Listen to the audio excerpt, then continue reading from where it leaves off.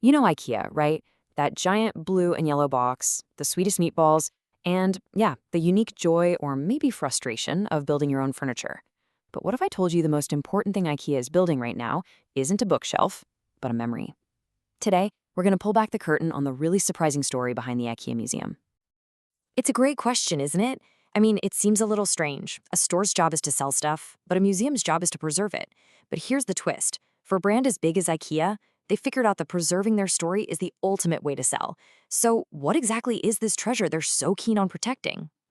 Well, it all boils down to this one big idea: cultural heritage. And look, this isn't just about dusty old products in a warehouse. This is the company's DNA. We're talking about the ideas, the Swedish roots, the founder's original vision, the whole shebang. IKEA realized this stuff was way too valuable to just keep locked away. They had to put it on display for the world. So let's get right into the strategy here. Why would a company that's famous for being super efficient go through all the trouble of building a whole museum? Well, because this is about playing the long game. It's about turning a commercial brand into a cultural legacy. See, a brand museum is a really powerful tool. It lets the company completely bypass traditional advertising and just tell its own story on its own terms directly to you. It's a genius move, really. It shifts the relationship from just a transaction, where you just buy a lamp, to an emotional connection, where you actually buy into the brand's entire world. And the scale of this thing, it's absolutely mind-blowing.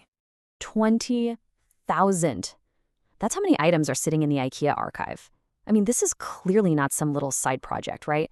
This is a massive, institutional-level commitment. They're treating their own history with the same kind of seriousness a national museum would, all to get one central idea across. And this right here, this is the secret sauce. It's called democratic design. See, IKEA knew that while we all love their products, most of us had no clue about the philosophy that goes into making them. So the museum was basically built to explain this, to show you that every single product is a careful balancing act between these 5 elements. It's their core recipe, and the museum is where they decided to share it. And this quote from the museum's managing director just nails it. The goal isn't to give you a lecture on design history. It's all about creating that aha moment. That moment you see an old Billy bookcase and you suddenly get the decades of thinking that went into making it so simple and affordable. That's the light bulb moment they're shooting for.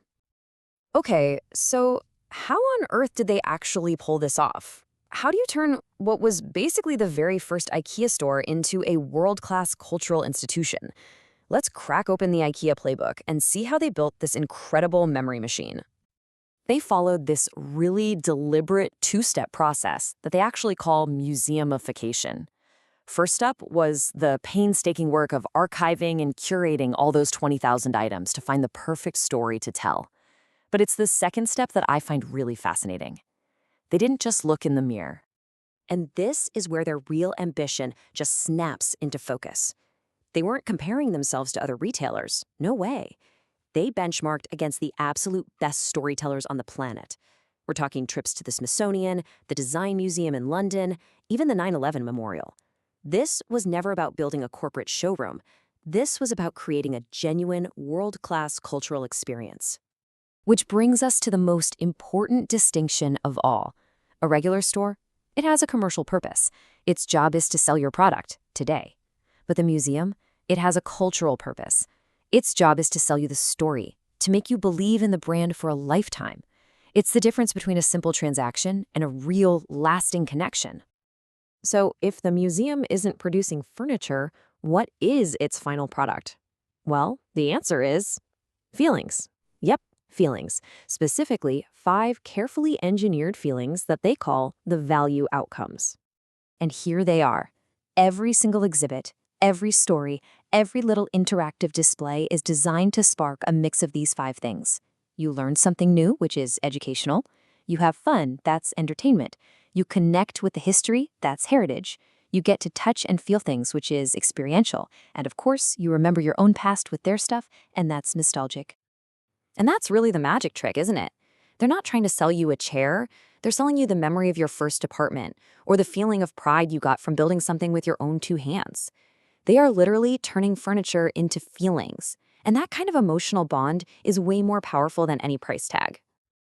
All right, so now we get to the end game. All of these pieces we've talked about, the big strategy, the museumification process, those 5 value outcomes, they're all leading to one ultimate and honestly incredibly ambitious goal. So here's how this whole machine fits together. It all starts with the foundational tools, what they call the enablers. This is the physical museum itself and all the marketing that gets people in the door. Now those enablers, they kickstart the process. This is the how of the whole operation. It's an active transfer of culture, literally moving the brand's story and values from their archives straight into your head and heart. And that process of cultural transfer is what creates the outcome. This is the what of the experience, those 5 specific feelings we just talked about, everything from nostalgia to education. And finally, all of this leads to the grand prize, the real why behind this entire project: intergenerational memory. This, my friends, is the holy grail of branding. So what is it? Put simply, it's making IKEA a part of your family's story.